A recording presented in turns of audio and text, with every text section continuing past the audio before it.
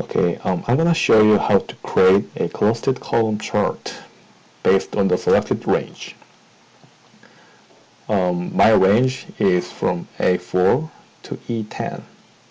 So position your mouse pointer over cell A4, click and drag down to the right to the E10, and click the Quick Analysis button at the bottom right corner right here,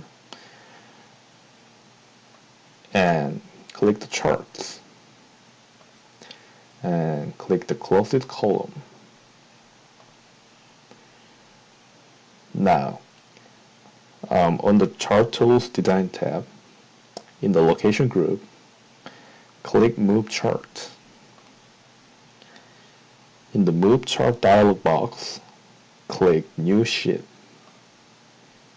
Type Column Chart and click OK.